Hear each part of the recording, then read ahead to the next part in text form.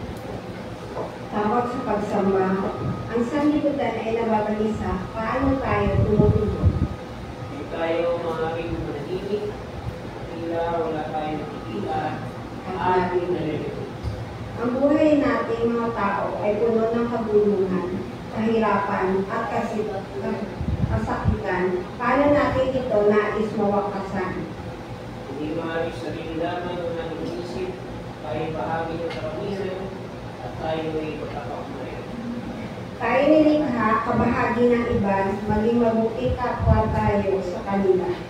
Ipahayag ang ating pagmamahal sa Diyos sa pamamagitan ng mabuting pakikitungo sa lahat ng tao.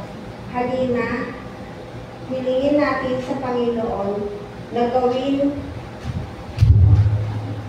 tayo daluyan ng pagkakasundo, kapayapaan habang lumapit tayo ngayon sa Kanya sa panalangin. Lumalapit kami, may pagpupuri sa iyo, O Diyos diwang banal, upang hilingin sumaamin ka sa mga sandaling ito. Lingapin kami at pangunahan at hayaan mo mapustos kami ng iyong presensya at kapangyarihan.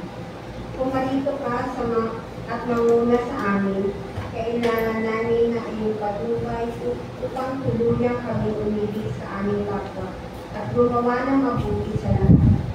Saupin mo po kami upang maging patapang at sa saksi na tumindig sa kabutihan at gawin kung ano ang nararapat para sa kapakanan ng iba. Pag-isahin kami ngayon sa Espiritu at sa paglilingkod sa iyo at sa isa't isa. Pangalan ni Jesus. Amen.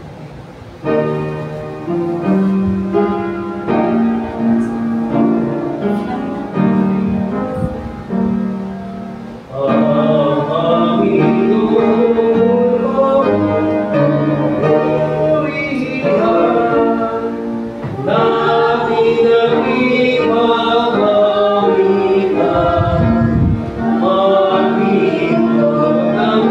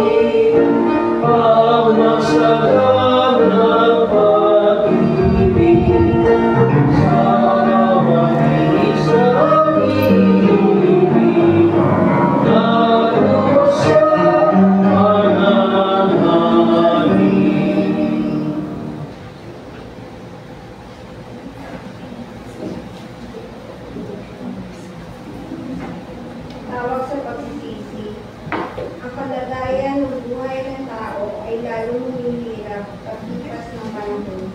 Dumadagdag sa pasakit ng buhay ang kawalan ng malasakit at pakialam ng tao sa kanyang kapwa-tao. Ang iba'y nagiging dahilan upang lalo masaklap sa kasawian ng kanilang kapwa. Sa mundong tumatangis ng habag, katarungan at pagkapantay-pantay ng Diyos ay patuloy ang pangunusap sa atin upang maging mahabagin ang katarungan bilang isang propeta. Itinuro natin sa inyo, o tao, kung ano ang mabuti. Ito ang nais ni Yahweh. Maging makatarungan ka sa lahat ng bagay, patuloy mong ibigay ang iyong kapwa at buong papakumbagang sumunod sa inyong Diyos. Halina ating ikumpisa ngayon ang ating pagkabigong kay pagbuhay at masunod ang atas ng ito. Pagsisihan natin ngayon ang lahat ng ating mga patutulang makasalanang nagawa sa harap ng Diyos. Sapagkat minsan o madalas ay hindi tayo nagiging mabuting kapwa. Gumagawa tayo ngayon ng ilang sandali na pahimikan para sa pansariling panalangin ng pamumuisa.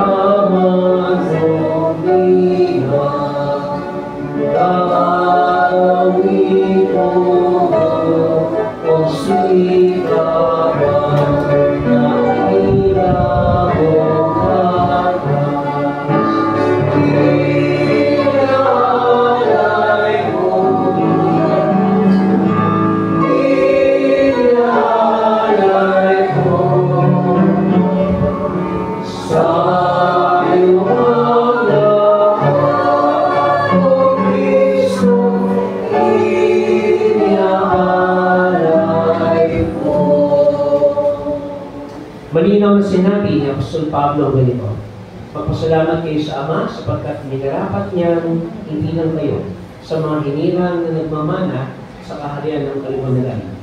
Iniligtas niya tayo sa kapangyarihan ng kadiliman at inilipat sa kaharian ng kanyang minamahal na anak. Sa pamamagitan ng anak, tayo pinalaya at pinatawad sa ating mga kasalanan. Dahil tayo mga malayang mga anak ng Diyos, malaya din natin abutin ng pag-ibig at kapayapaan ang bawat isa. Tumayo tayo ngayon at magbatian ng kapayapaan habang namin po natin o ang this is the day o ito ang araw.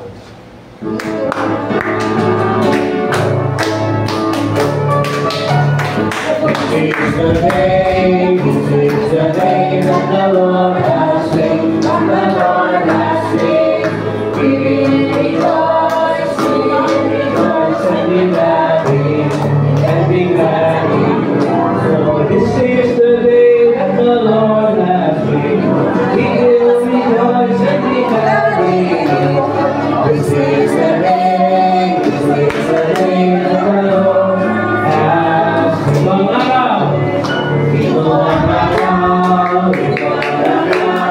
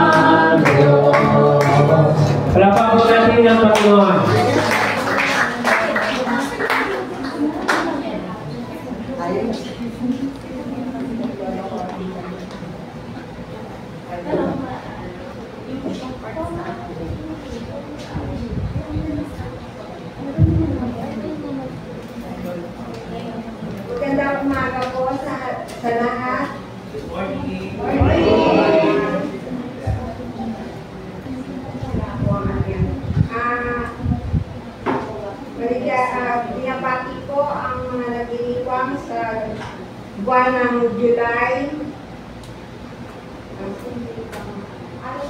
Si Pastor Henry po ay birthday noong hapon.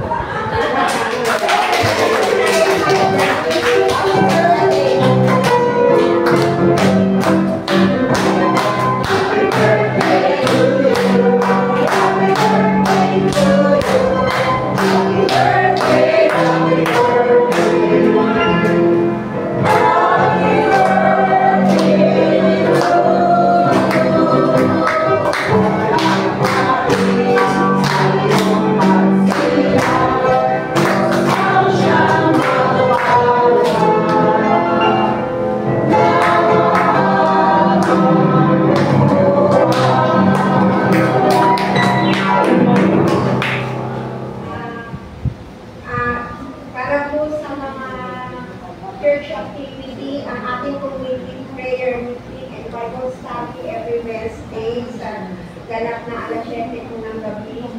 Ang choir practice po natin is every Sunday, 1 p.m.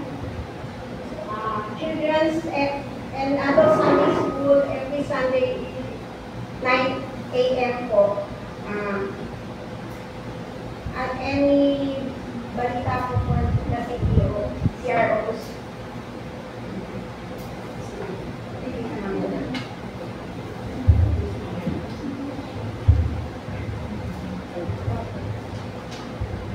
Good morning sa ating lahat po. Balang umaga.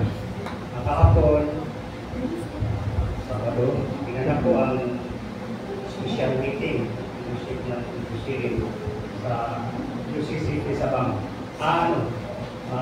Pinakayan. UCCP Pinakayan. At ang nadalo ko doon, ang bawat lokal ng simbahan, kasama po Pasay, ang mga president, vice president, mga officers. Hindi po nakadalo ang inyong likod dahil meron po kami puntahan ng pastor kahapon sa Laguna. Kailangan po may hatid ko siya kasi hindi may kalayuan. At kung pagmitingan namin ng mga nakaraan na kung wala akong lakad, ako talaga nakadalo. Hindi ako nakadalo. Buti naman ang vice president, si Kuya Tom, nasigasig na nakapunta, kaya napumito na siya. Salamat, Brother Tom, nagsikap ka. Makarating, malaman mo ang mga pinatingan ng meeting. Thank you po. Salamat.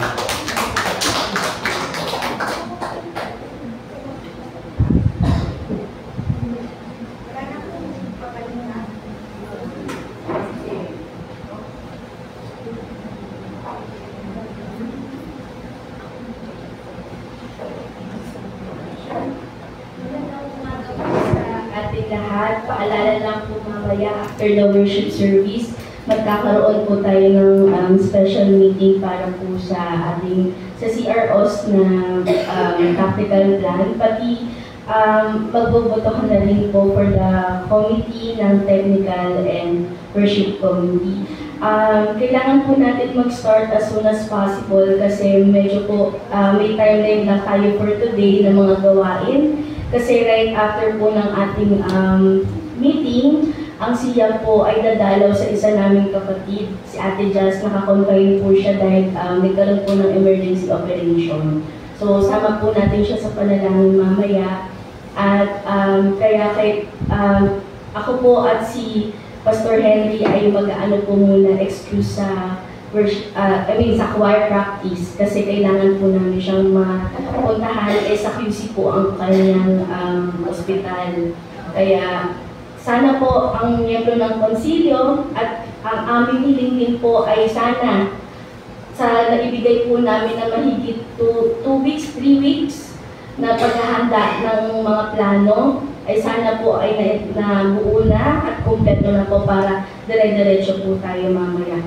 Pangalawa po ay patuloy po ang pagsasaayos ng ating land title at nakadraft na po ang ating letter para po sa pagbibigay kay CM Saria. Siya po kasi ang mag-endorse sa national.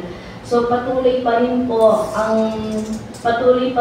ang konsilyo na humihingi ng tulong sa inyo para po mabuo na po natin ang kinakailangan para po maayos na natin ng kompleto. Sana, hopefully, we're praying na within this year ay may transfer na po ang ating titulo.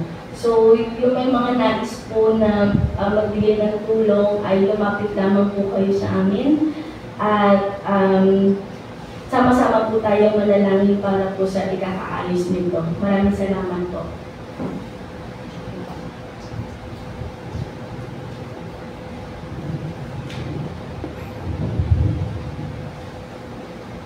Para naman po sa Christian Education and Nurture Committee, ngayon pong buwan na ito, July, ay umpisa na natin ang ating home Bible study. So, ibig sabihin, hindi na lamang po dito sa church, magkakaroon po tayo ng pag-aaral ng salita ng Diyos sa bawat bahay ng ating mga members. For this month, sa bahay po ng Ignacio family, end of the month, ang nakaschedule na pag-aaral ng ating Bible. So, once a month, magkakaroon po tayo. And then for the next month, which is August, sa tahanan naman po ng ating Elder Becca. So, yung mga susunod pong mga buwan, wala pa akong schedule. Kaya baka po, ako po'y nananawagan sa inyo, lalong-lalo na po doon sa mga members natin dito na hindi po namin nakakasama sa ating Bible study and prayer meeting, baka naman po gusto ninyo mag-host sa inyong tahanan para naman mapasyalan at mabisita po natin kayo doon. So makipag-ugnayan lang po kayo sa akin para kay schedule po natin yan.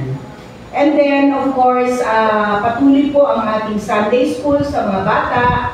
At dito po sa ating church, nag-uumpisa po tayo ng alas 9 po ng umaga.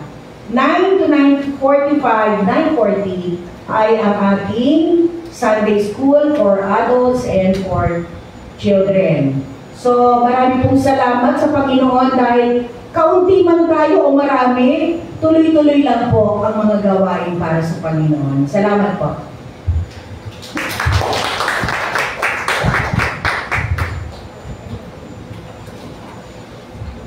Mapagpalang umaga po mga kapatid. Good morning! Tayo po ay nagpapasalamat sa Panginoon sa ikalawang linggo po sa buwan ng Hulyo ay ating pong pinagdiriwang ang Rural Life Emphasis Month. At ganoon din po ang ikalimang linggo matapos ng Pentecostes. At sa nakaraang gawain po natin sa ating konferensya, nagpapasalamat po tayo sa ating Panginoon dahil noong nakaraang Webes po, tayo ay nag-host ng JPHR committee meeting. Ano po? So, salamat po sa ating mga kapatid na Becca, Rory, kapatid na Tom, at Venus, ano po, na umalalay po sa atin dito, din ang ating council chair, na bumati rin po on behalf po ng ating konsilyo.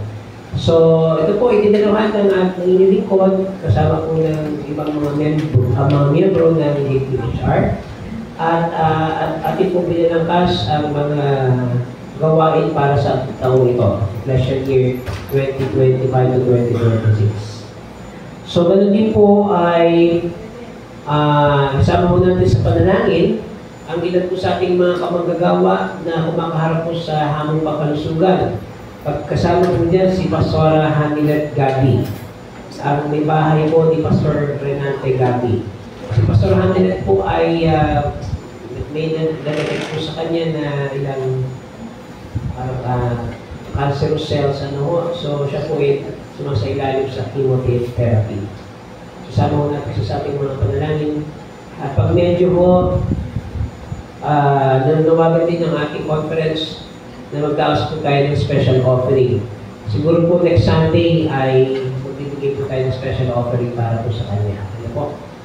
Ganun din po ay patuloy din natin sama sa panalangin ang mga nakatakdang gawain ng ating pong mga samahan para sa buwang ito. Paalala lang po sa ating SIAP sa July 27 ay meron po Cluster Fellowship ang South Manila.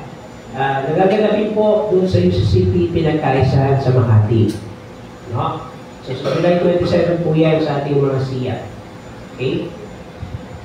Okay po, ating po welcome ang ating panauhin mula po sa Tagbilaran City, Bohol. Ano po, ang ating kapatid na Edward.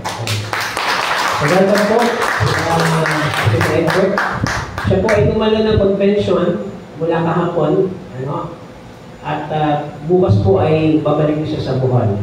Member natin siya sa UCCP. Pero originally siya po ay from Iligan City. Ano?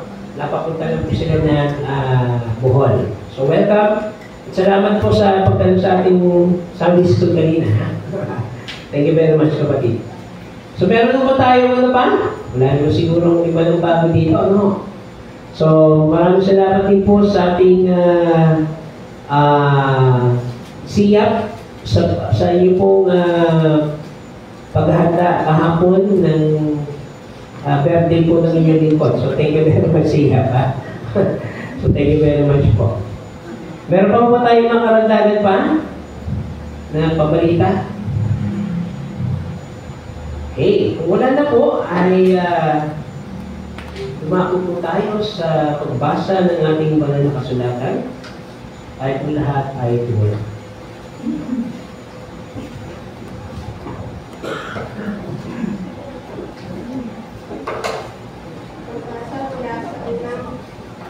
Mula sa aklat ni Propeta Amos, chapter 7, verse 7 to 17.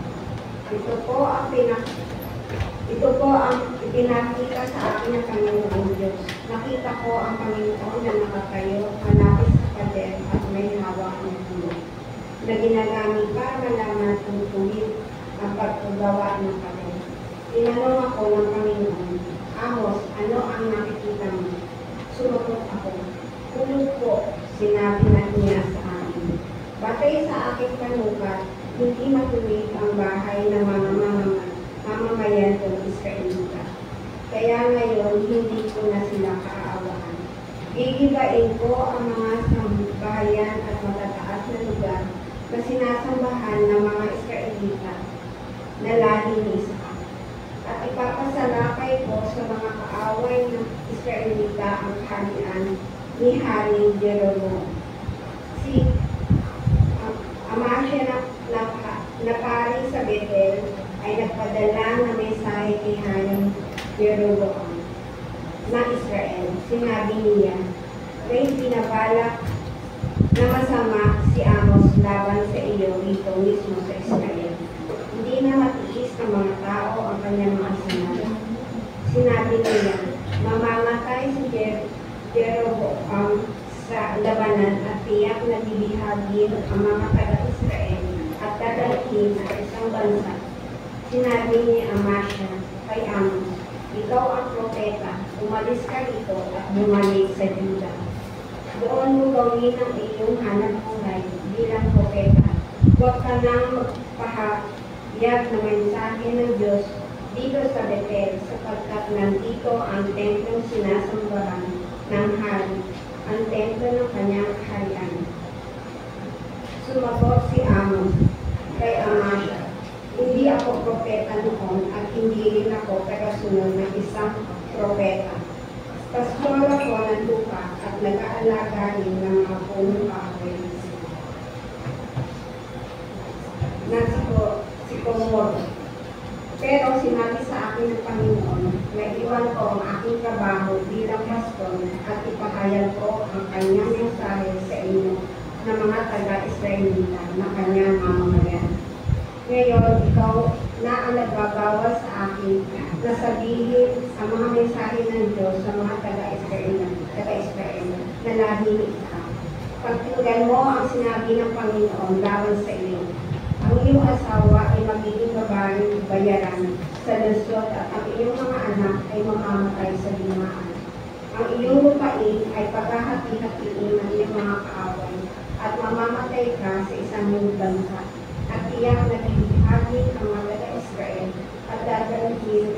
ibang bansa.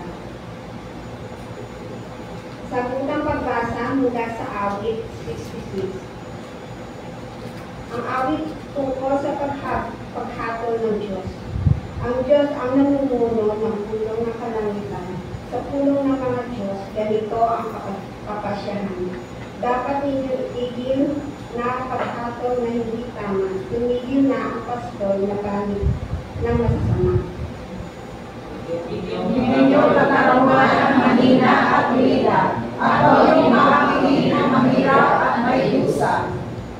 Ang malapad na tulungay ang mahihina at mahirap sa kamay ng masasama, sila'y dapat na iligtas. Ano? Ano ang pagmamahal ninyo? Wala kayong nalalaman. Sa gitna ng kalilima, doon kayo nalalaman. Sa ibabaw ng daigdig ay wala na ang katarungan. Ang sabi ko, kayo'y Diyos, anak ng kataas-taasan, ngunit tulad nitong tao, lahat kayo'y mamamatay, katulad din ng prinsipe papanaw ang inyong hay. O Diyos, ikaw ang Sama ng daigdig pagkakailan.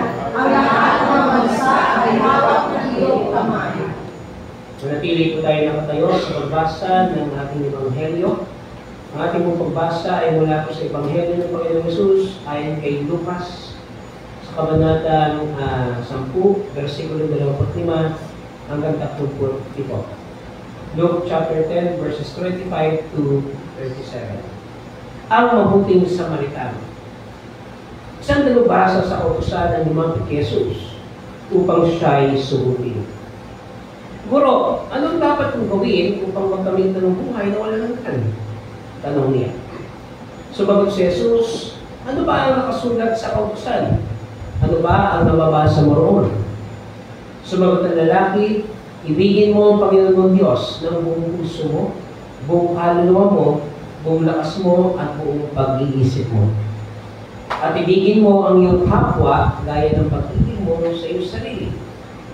Sabi ni Jesus, tama ang sagot mo. Gawin mo yan at magkakamit ka ng buhay na walang hanggan. Upang wag siyang lumabas na kahiyahiya ng kanupang lalaki, sino naman ang aking kapwa? Sumagot si Jesus, may isang taong lalakbay mula sa Jerusalem, papuntang Jericho. Inaraw siya ng mga tulisan, inuparan, binugbog, at iniwang halos patay na. Nagkataong duman doon ng isang paring Hudyo na makita tao na kandusay lumis siya at patuloy sa kanyang paglalakad. Dumaan din ang isang Levita, ngunit nang makita niya ang tao binugbog, lumis din ito at nagpatuloy sa kanyang paglakad. Ngunit isang Samaritanong naglalakbay na napadaan doon. Nang makita niya ang biktima, siya'y naawa. Nilapitan niya ito. Binusan ng langis at alak ang mga sugat at binandahan. Pagkatapos, sinakay niya ang lalaki sa kanyang asno at dinala ito sa bahay panuluyan upang maalagaan siya doon. Kinabukasan, binigyan niya ng 2 salaping pilak ang namamahala ng bahay panuluyan at sinabi, alagaan mo siya at kung higit pa riyan ang iyong magagastos, babayaran kita pagbalik mo. At nagtanong si Jesus, sa palagay mo, sino kaya sa tatlo ang naging tunay na kapwa ng taong hinarang ng mga tulisan? Ang taong tumulong sa kanya, tugon ng dalubhasa sa kautusan. Kaya sinabi sa kanya ni Jesus, kung gayon, humayo ka at ganun din ang gawin mo. Ito ang mabuting balita ng ating kaligtasan.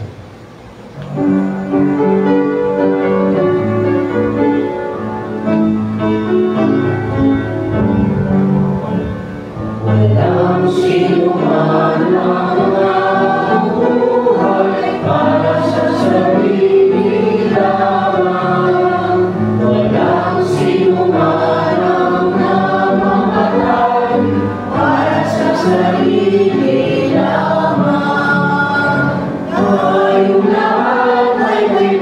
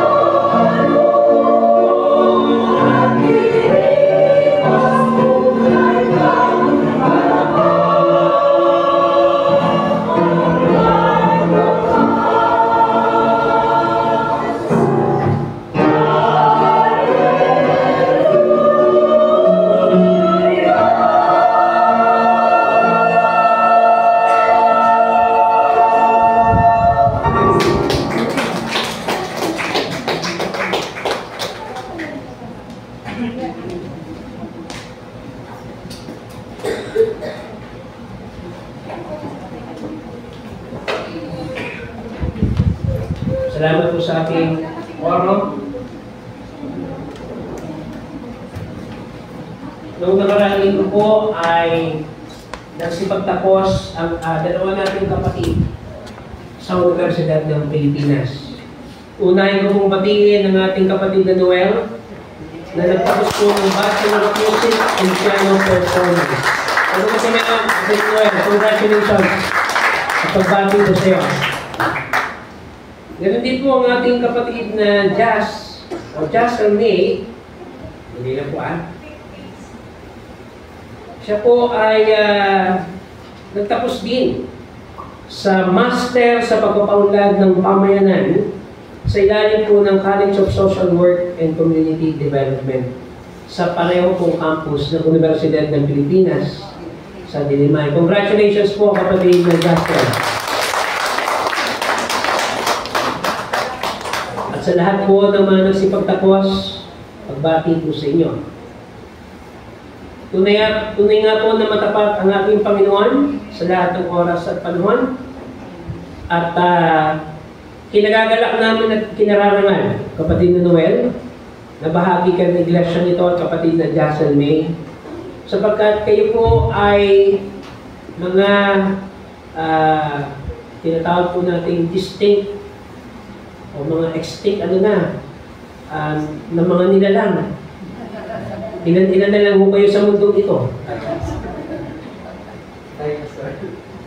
At ang inyong pong talento ay hindi lamang inyong ginagamit para sa sekular na pagkampan, kundi para sa Panginoon. No? So, malaking bagay po yan na inyong iniaalay lahat para sa Panginoon. And of course, ang kaibigan po ng ating kapatid na Noel, no? Ang kapatid na doon na lagi naman nakaagapay sa ating kapatid na Noel. So, congratulations din sa iyo. Dahil lagi mo siyang pinadalayan sa ating kapatid na ito. Ang buong buwan po ng Hulyo ay ating binibigyang tuon sa ating liturgical na pagdiriwang bilang buwan ng pagkilala sa Ministeryo sa Kalayunan o Rural Life Emphasis Month.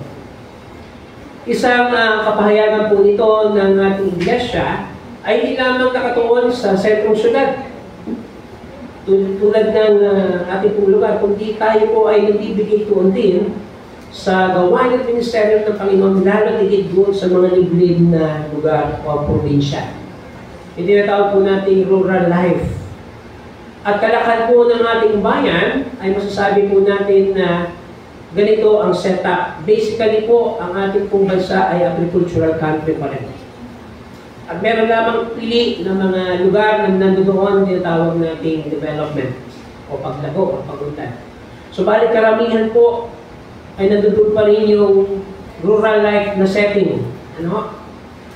Alam niyo sa rural life, pag tayo po ay nasa liblib na probinsya o pag nasa probinsya, ay maaga mo nasisitulog ang mga tao dyan. Maagang kakain. Alas 5 pa lang ng hapon kumakain na. And then, magkukwentuhan ng konti, mga 6:30 o alas 7 ng gabi, tulog na po yan. At gigising po yan ng maaga rin, kinabukasan, alas 4, alas 3. Para sa mga kapatid natin, especially sa ating mga kapatid na mga magsasaka. Malayo po sa konteksto ng ating nasyonal. Yung pong alas 7 ng gabi, nagsisimula pa lang ng mga tao niya na magising. At usually matutulog po ang mga tao dito ng alauna, alas 2. At gigising po ng medyo late na rin. So malayo po yung tinatawag nating lifestyle o way of life. At napakaganda pong balikan ang ganitong konteksto sapagkat tinuturuan po tayo sa buhay sa kanayunan na bigyan po ng pagpapahalaga ang bawat oras. At bawat oras po sa ating mga kapatid na mga magsasaka at mangingisda ay napakahalaga upang buwa at upang buhayin ang kanilang mga mahal sa buhay. Of course, ang ating pong mga kapatid na manggagawa naman dito sa kalungsuran ay kinikilala rin po natin. Yung mga nagtitinda sa palengke, yung mga may mga maliliit na negosyo, bahagi po kayo na tinatawag po nating paglago at pagunlad ng ating bansa. Subalit, ang tuon at pansin ng ating Panginoong Hesus ay ang puntahan at bigyan ng pagkakataon na ipahayag ang salita ng Diyos sa mga tao na hindi pa nakakakilala sa Kanya. So, umaga ito ay ating pong binasa ang atong ebanghelyo mula po sa ebanghelyo ni Lucas. At kanina po sa ating Sunday school na pinangunahan ng ating kapatid na Loida, nako, kung umatin po kayo, yun na po yung aking sermon Meron na-touch na niya yung ilang puntos. Pero bibigyan ko lang po ng pansin ang ilang mga bagay na hindi nabanggit ng ating kapatid na Loida. Unang-una po, meron tayong kaisipan na sino man natututo sa salita ng Diyos ay kinakailangan din natin itong isang buhay. Tama po ba? Ito yung ating first greatest challenge. Yung mga natututunan natin yung mga salita ng Diyos ay napakahirap gawin at isabuhay. Pag sinabi mo natin Kristiyano, hindi lamang po ito paraan ng ating pagsamba o pagdalo sa mga gawain ng Panginoon, kundi kung paano po natin ito isinasabuhay. At dito po tayo humihingi ng habag sa ating Diyos. Kung paano po tayo magiging mabuting halimbawa ng pagiging isang mananampalataya. Kung kaya merong tinatawag na challenges. At ito po ang intention na nagtanong sa ating Panginoon Hesus. Sabi po sa verse 25 ay ganito, isang dalubhasa sa kautusan ng lumapit kay Jesus upang siya'y subukin. Okay. Pag nagtatanong po tayo mga kapatid, yung iba talagang purely hindi nila alam yung informasyon. Kaya ka nga nagtatanong. Pero ito po, yung dalubhasa sa kautusan, meron siyang ibang pahay sa ating Panginoong Hesus. At hindi upang magtanong, dahil hindi niya alam ang kanyang itatanong, kundi upang subukin o challenge siya ng ating Panginoong Kristo. So pagtatanong pala mga kapatid, depende yan sa iyong pakay. May mga interrogators na tinatawag, tatanungin ka, pero alam na nila yung sagot. Gusto lang nilang matiyak kung nagsasabi ka na totoo. So para sa akin, ganito po yung konteksto niyan. Yung dalubhasa sa utusan, hindi niya alam ang kanyang itatanong, kundi gusto niyang subukan ang ating Panginoong Kristo. Siyempre po, ang ating Panginoong Hesus ay aral. Kaya po siya isang guro o rabbi. Kung naalala niyo po ang kwento na siya hinanap ng kanyang mga magulang. Si Jose at Maria, naalala niyo po yun? Isang pista sa Jerusalem. Nawala ang Panginoon. 12 years old. Pero saan po nila nakita ang Panginoon? Nandun sa templo. At siya, sa murang edad po niya, ay nagtuturo na ng salita ng Diyos. So naroon po yung wisdom ng ating Panginoon Kristo. Yung katangian ng ating Panginoon Kristo na meron siyang karunungan na taglay. Kung kaya kinaya niya po na sagutin ang tanong ng namimiloso pong dalubhasan ito. Kaya ang tanong po ay ganito, ano po ang dapat kong gawin upang magkamit ng buhay na walang hanggan? At sumagot naman ng ating Panginoon, ano ba ang nakasulat sa kautusan? Ang galing ng Panginoon, tinanong siya ng katanungan, sasagot niya ng katanungan. Ngunit, sumagot din po ang ating Panginoon na ganito. O sumagot ang lalaki na ganito. Ibigin mo ang Panginoon mong Diyos ng buong puso, buong kaluluwa, buong lakas at pag-iisip. At ibigin mo rin ang iyong kapwa gaya ng pag-ibig mo sa iyong sarili. Tama ang sagot mo, sabi ng ating Panginoon. Ano po yung unang commandment? The Shema?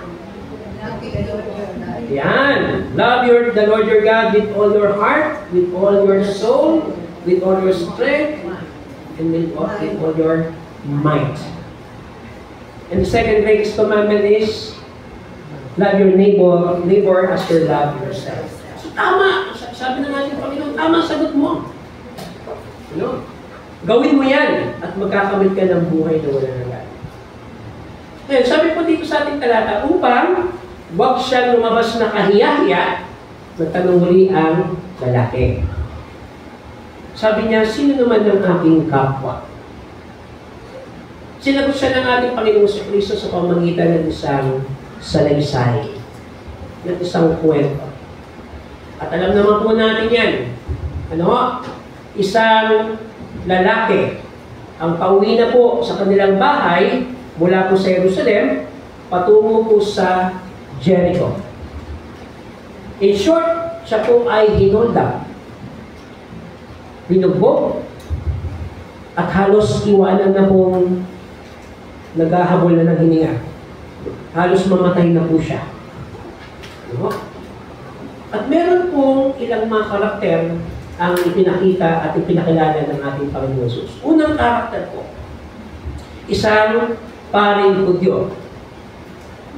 Nung nakita niya po ang lalaki, dead man na. Okay? Sino po yung sumunod? Isang Levita. Ngayon, yung paring Hudyo po at mga Levita, mga kapatid, sa katumbas na estado sa ating panahon ngayon, kami po yun. Ang mga pastor at mga pare ng Simbang Romano Katoliko. At tinatawag po natin mga leader ng iglesia. Katumbas po ng ating kapatid na Thea, ng ating mga elder na narito. Tayo po yan. Pero ano pong naging reaksyon ng dalawang ito? Hindi nila pinagtuunan ng pansin. Dinegma lang po nila at dinahalan. Subalit sa ikatlong karakter, ano po? Ay merong isang Samaritano naglalakbay na napadaan doon. Para po sa mga scholars, itong lalaki po na binugbog at hinoldak ay isang Hudyo. So we assume mga kapatid na siya po ay nasa tinatawag natin exclusive na lahi. And take note mga kapatid, ang mga Samaritano ay kaaway nilang mortal sa lahi at sa tinatawag po nating teritoryo. Pag nagsasalubong po ang dalawang yan, malayo pa lang, nagbabatuhan na. At pag naglapit sila, hindi po maiwasan ang hindi sila magkagulo. Talagang meron pong conflict sa dalawang lahi nito. Pero take note mga kapatid, isang kaaway sa lahi, isang kaaway sa uri, kaaway sa teritoryo ang lumapit at tumugon. Ano po makikita natin dito sa Samaritano nito? Unang-una, ang kanyang pagbibigay ng atensyon. Lihis sa dalawang lalaki o dalawang karakter natin po nakita kanina, sinadya nila hindi pansinin ang lalaki ito na binugbog at hinolda. Subalit, ang Samaritano nito, nagbigay siya ng atensyon. At nagkaroon po siya ng tinatawag nating malasakit o awa. Hindi lang nakita, kundi kanya pong ipinahayag ang kanyang pagmamalasakit at awa sa taong yun. Matapos ito, siya ay tumugon. Ano pong ginawa niya? Nilapitan niya ito, binuhusan ng langis at alak ang mga sugat at binentahan.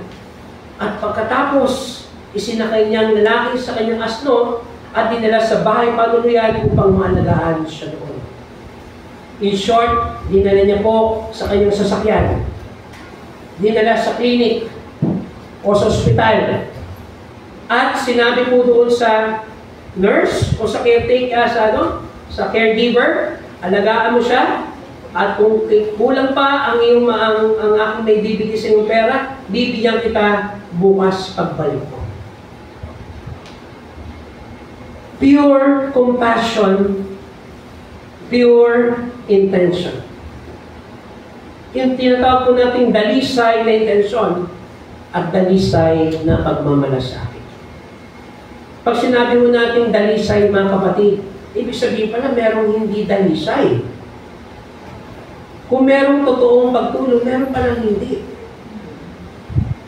Sapagkat yan ay nakabatay sa ating pakay, sa ating intensyon, sa nilalaman ng ating puso. At ipinapakita ng ating Panginoong Kristo na kung tayo po ay magpapahayag ng pagtulong sa ating kapwa, sikapin po natin na ang batayan ng ating pagtulong ay batay sa tunay na pagmamalasakit at wala rin hinihintay na anumang kapalit. Ito po ang uri ng pagtugon na nais pong gawin ng ating Panginoong Kristo. Isang kabutihan at pagmamalasakit sa ating kapwa, hindi lamang sa isang partikular na lugar at panahon, kundi sa lahat ng oras at panahon ng ating buhay. Dala-dala natin ang ganitong katangian bilang mga mananampalataya na handang tumulong at tumugon upang pagsilbihan at pagmalasakitan ang kapwa. Sabi po sa Google, ang root word po ng kapwa ay dalawa. Wala po sa ka at puwang. Ano? So, nag-evolve po yung salitang yon. At nagkaroon po ng tinatawag na kapwa. Sa translasyon din po ng Google, ay sinabi niya ganito, it is an expression of interconnectedness. Pag sinabi po natin interconnectedness, mga kapatid, tayong lahat ay magkakaugnay. Meron pong ugnayan at relasyon ang bawat isa sa atin. Kaya tama po yung sinabi ng ating awiting kanina, walang sino man ang nabubuhay para sa kanyang sarili lamang. Kinakailangan natin ang kapwa natin. Ipinapahayag ng ating Panginoong Kristo, hindi lamang ang esensya ng pagtulong, kundi kung paano natin pahalagahan ng ating kapwa. At napakalinaw po nung sinabi ng ating ikalawang dakilang utos, ang mahalin mo ang iyong kapwa gaya ng pagmamahal mo sa iyong sarili. Mga kapatid, hindi lamang ang buhay na walang hanggan ang tinutuon o binibigyan ng pansin ng talatang ito. At alam naman po natin na ang pagtanggap sa ating Panginoong Kristo ay susi upang magkaroon tayo at makatanggap ng buhay na walang hanggan. Subalit, kaya din natin simulan ang buhay na walang hanggan sa lupang ito. Habang tayo ay nabubuhay pa, ay pwede na po natin tukdin at gawin. Sabi po ng isang teologo ay ganito, the fragments or the foretaste of the eternal life. Yung patikim ng buhay na walang hanggan ay kaya na po natin gawin dito sa lupa habang tayo ay nabubuhay pa sa pamamagitan ng ating pagtulong at pagtugon sa pangangailangan ng ating kapwa. At yan ang hamon sa atin sa umagang ito. Huwag na huwag po tayo mananawang tumulong. Sabi po ng iba, parang sawa-sawa na ako tumulong. Yan po ang katangian ng isang mananampalataya. At bilang isang iglesia, huwag rin po tayo mananawa. Kung nauubos po yung pondo natin, sa church fund natin para sa mga nagkakasakit natin mga kapatid, para sa pagtulong sa mga binahadyan o nakaranas ng mga mabibigat na hamong pangkalusukan, okay lang po yan. Sapagkat yan ang ating purpose bilang isang iglesia. At hindi po ang ating katangian bilang mga mananampalataya ang maging daluyan at instrumento ng pagtulong sa kapwa. Mga kapatid, sa umagang ito, ang kabutihan at pagmamalasakit ng ating Panginoong Hesus ay laging sariwa at bago. Tinatanggap natin ito sa tuwina. Kung kaya tayo rin ay dapat magbahagi nito sa ating kapwa. Sa pangalan ng Ama, ng Anak at ng Espiritu Santo. Amen.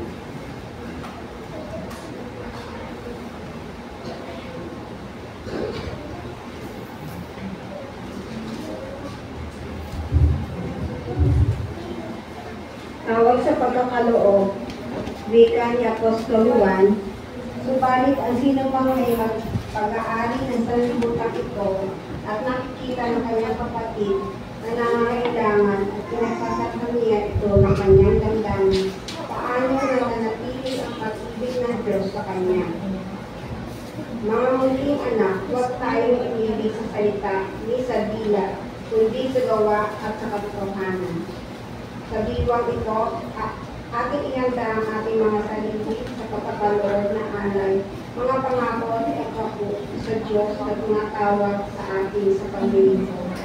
Gawin natin ngayon na may pagdalakan sa paghahandog. Tayo po'y mag-alok.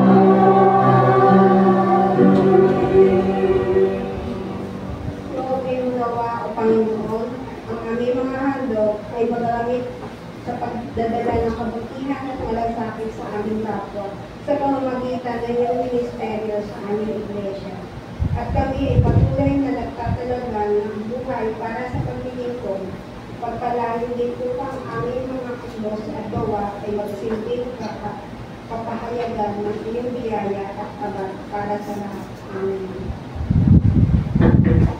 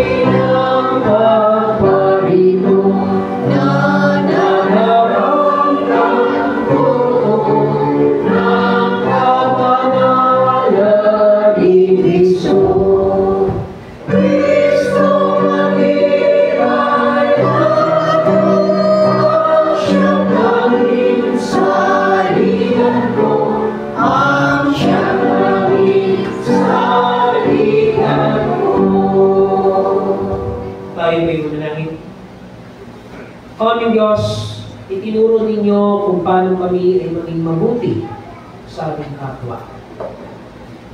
Subalit amin din kinikilala na kung wala kaming pagkatakot sa inyo at pagtanggap sa inyo bilang Panginoon ng aming mga buhay, hindi namin magaganap ang inyong itinatagubilin sa amin. Kung kaya, Panginoon, tulungan niyo po kami na panatili ang aming ugnayan ng relasyon sa inyo bilang aming Panginoon at tagapagligtas. At patuloy namin, Panginoon, ipahayag ang lahat ng ito ng may pagtitiwala at ng may pagpapasahop sa inyong kalooban. Panginoon, ituro niyo rin po sa bawat isa sa amin ang tunay na kahulugan ng pagmamalasakit patungo sa iba. Kung sa tuwina o Diyos ay lagi namin isaalang-alang ang kapakanan ng iba. Ituro niyo rin sa aming Panginoon ang pagmalasakitan ng aming mga sarili sa pamamagitan ng pag-aalaga sa aming kalusugan, sa pamamagitan ng pagpapahalaga sa bawat isa sa amin, at kung paano din namin iniingatan ng Diyos ang lupang katawan na inyong pinagkatiwala sa amin. Panginoon, marami po kami mga kapatiran at siya kumakaharap sa iba't ibang mga hamong pangkalusugan. Hipuin niyo po ng inyong mapapalang kamay ang inyong mga anak at lupot na ito upang kanilang kaptin ang kagalingan at kalakasang nagbubula lamang sa inyo. Panginoon, namin itinataas ang pangalan ng aming Pastor Hanil at Gabi na kumakaharap po ngayon sa hamong pangkalusugan. Hipuin niyo po siya ng inyong mapapalang kamay o Diyos at kanyang tanggapin ang katiyakang nagbubula lamang sa inyo. Ganon din sa kanyang may bahay sa aming Pastor Renan at Gabi at sa kanilang mga iglesyang pinaglilingkuran, Panginoon, pangunahan niyo po sila at huwag hayaang manghina sa mga ganitong mapanghamong kalagayan. Panginoon, namin din tinataas sa inyong pangalan ang mga kapatiran namin na sa mahabang panahon hindi namin nakakasama at nakakapiling sa gawain ng pagsamba. Panginoon, anuman ang kanilang kalagayan at sitwasyon, ay amin pong patuloy na idinudulog sa inyo sa mga oras dito. Ganun din, patuloy niyo pong pakatatagin ang bawat pamilya at sambahayan na bumubuo sa iglesia nito. Sapagkat ang pundasyon o Panginoon ng aming paglilingkod ay nakaukol din sa buhay ng aming mga pamilya. Kung meron man mga suliranin, hindi pagkakaunawaan at mga sigalot, Panginoon, Panginoon ang mamagitan at tanggapin ng bawat isa o Diyos ang kapayapaan na nagmumula lamang sa inyo. Panginoon, salamat po sa panibagong taon na inyong pinagkaloob sa inyong lingkod. 46 na taon, Panginoon, ng inyong katapatan at kabutihan. Yes, Lord. Salamat, Panginoon, sa pagpatuloy ninyong pinapaunawa na kami, O Diyos, ay dapat mananig lamang sa inyo sa lahat ng oras at panahon ng aming buhay. Kung kami man, Panginoon, ay nakakaranas ng mga pag-agam-agam at pagdududa, patawarin niyo po kami. At sa mga panahon ng Diyos na amin ding sinasaalang-alang ang aming mga sariling kapakanan, patawarin niyo po kami, Panginoon. At inihiling ko, O Diyos, ang patuloy ninyong pagbibigay sa inyong lingkod ng kalungan at higit sa lahat ng pagtitiwala sa inyo. Panginoon, namin din pinatalaga at pinagpapasalamat ang aming mga kapatid na Noel at Jassel na nagtapos po ng kanilang serye ng mga pag-aaral at karunungan. Salamat po sa patuloy ninyong paggamit sa kanila bilang kasangkapan ng paglilingkod patungo sa inyong gawain. At dalangin din namin ang aming kapatid na Jassel sa mga oras na ito. Naipuin niyo rin po siya ng inyong mapagpalang kamay at kanyang kampihin at tanggapin ang kagalingan na nagmumula sa inyo. Panginoon, amin po buong puso pinagkakatiwala sa inyo ang buong linggo nito. Sa inyong mga anak, ng mga mag-aaral, sa mga magulang na nagsusumikap upang mabuhay ang kanilang mga pamilya. Ang aming mga kapatid na mga manggagawain na aming dinadalhan sa oras dito. Sa mga kapatid namin na may mga hanap buhay at maliliit na mga negosyo, Panginoon, ay aming din itinatalaga at itinatagulin sa inyo. Ganun din sa aming kapatid na Edward na ingatan niyo po siya sa kanyang pag-uwi sa araw ng bukas patungo sa buwan. at sa iba pa namin mga kapatiran, Panginoon, ay patuloy namin silang inaalala at ipinapadalangin sa mga oras. Ito po ang aming pagsama at panalangin na may pasasalamat at na may pagtitiwala. Sa tanging pangalan ni Jesus, naming Panginoon at tagapagligtas. Amen. Pumayo kayo ngayon at mamuhay ng karapat-dapat sa paningin ng Diyos. Ibigin niyo siya ng buong puso, kaluluwa, isip at lakas. Manalangin nawa kayo sa mabuting gawa at sa lahat ng panahon ay gumagawa para sa kabutihan ng iba, gaya ng ninanais ninyong mangyari para sa inyong mga sarili. At nawa ang kapangyarihan ng Diyos ang palakas sa inyo, punuin kayo ng karunungan ni Kristo, at ihanda kayo ng Espiritu Santo sa pagsunod sa atas sa binitawan ng Panginoon sa mga tao patungkol sa ginawa ng mabuting Samaritano. Umayo kayo at bunuin din ang gawin ninyo. Hayo tayo ngayon sa kapayapaan sa pag-ibig na handang maglingkod sa isang Diyos at sa ating kapwa. Amen, amen, amen, amen.